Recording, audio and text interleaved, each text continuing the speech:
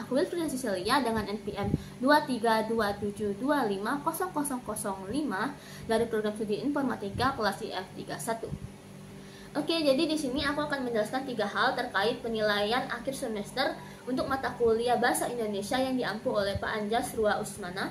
Jadi di sini aku akan menjelaskan 3 hal yang terkait proposal yang aku buat. Yang pertama itu latar belakang kenapa aku memilih topik proposal tersebut. Yang kedua adalah kendala apa yang aku hadapi selama aku membuat proposal tersebut. Dan ketiga adalah kelebihan apa dari proposal yang aku buat. Jadi di sini judul proposal yang aku ambil itu adalah pengembangan sistem deteksi slot parkir kosong berbasis web di Palembang Trade Center dengan integrasi sensor IoT atau Internet of Things. Jadi alasan kenapa aku memilih topik ini adalah karena topik ini memberikan solusi inovatif terhadap permasalahan yang sering dihadapi oleh para pengunjung ketika pengunjung mengunjungi suatu pusat perbelanjaan besar. Di sini salah satu contohnya adalah pusat perbelanjaan yang ada di Kota Palembang, yaitu Palembang Trade Center atau yang kita biasa kenal dengan PTC Mall. Ketika mengunjungi suatu pusat perbelanjaan besar dan kita membawa suatu kendaraan, tentu kita akan menghabiskan banyak sekali waktu luang kita, waktu berharga kita hanya untuk mencari slot parkir kosong. Bukan hanya itu, ketika kita mencari slot parkir kosong, maka kita akan mengitari tempat parkir itu secara berulang dan itu akan meningkatkan polusi udara yang dihasilkan oleh kendaraan. Nah, permasalahan yang aku sebutkan tadi itu dapat kita atasi dengan memanfaatkan teknologi yang bernama Internet of Things. Jadi, Internet of Things memungkinkan sistem untuk mendeteksi slot parkir kosong secara real time, sehingga pengunjung itu dapat mengetahui langsung lokasi parkir mana yang tersedia. Integrasi protokol seperti MQTT dan HTTP REST API itu akan membuat sistem ini lebih efisien dan mudah untuk diakses melalui aplikasi yang berbasis web, sehingga ini akan memberikan kenyamanan dan kemudahan bagi para pengunjung untuk mengakses lokasi parkir mana yang kosong dan bisa segera untuk ditempati.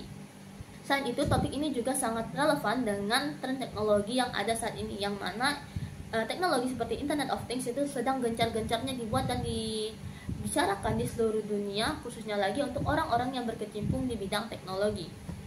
Lalu berikutnya saya akan menjelaskan kelebihan dari topik yang saya ambil,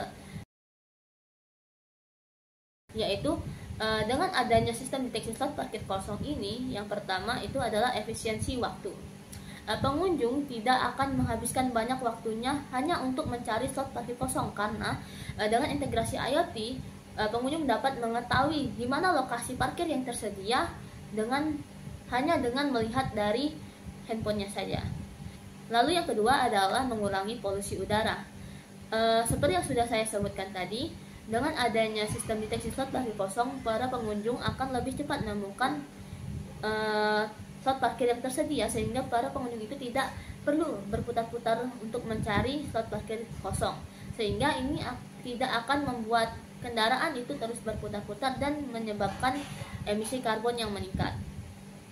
Lalu yang ketiga adalah penerapan teknologi terkini. Seperti yang sudah saya jelaskan tadi juga, teknologi untuk mendeteksi slot parkir kosong ini adalah dengan menggunakan Internet of Things. Yang mana Internet of Things ini merupakan teknologi yang sedang hangat-hangatnya atau sedang gencar-gencarnya digunakan atau dibahas di seluruh dunia.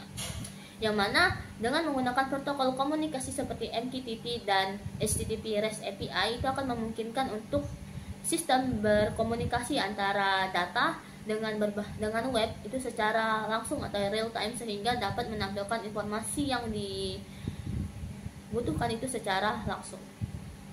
Lalu selanjutnya di sini saya akan menjelaskan kendala apa saja yang saya hadapi ketika saya membuat proposal ini.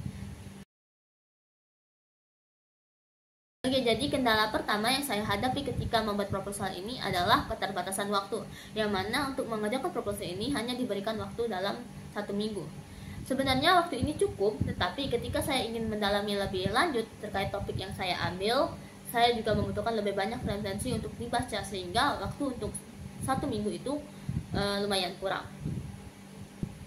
Lalu kendala yang kedua itu adalah dalam penyusunan kerangka proposal, di mana untuk menyusun kerangka proposal ini tentu tidak boleh sembarangan, sehingga harus diketahui dulu bagaimana hubungan sebab akibat dari suatu tulisan yang saya buat. Lalu kendala yang ketiga adalah pemilihan sumber referensi. Pemilihan sumber referensi ini cukup sulit karena saya harus mencari banyak sekali referensi terkait proposal yang saya buat, yang mana referensi ini tidak boleh diambil secara sembarangan karena harus mencantumkan sumber yang kredibel sehingga argumen yang dituliskan di suatu tulisan proposal ini dapat dibuktikan kebenarannya atau didukung dengan pendapatan para ahli.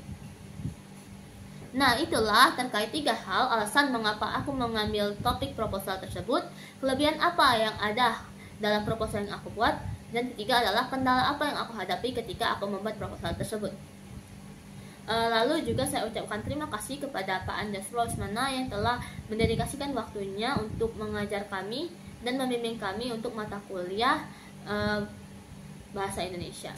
Oke, akhir kata saya ucapkan terima kasih dan mohon maaf yang sebesar-besarnya jika saya ada salah dalam pengucapan kata-kata. Bye-bye.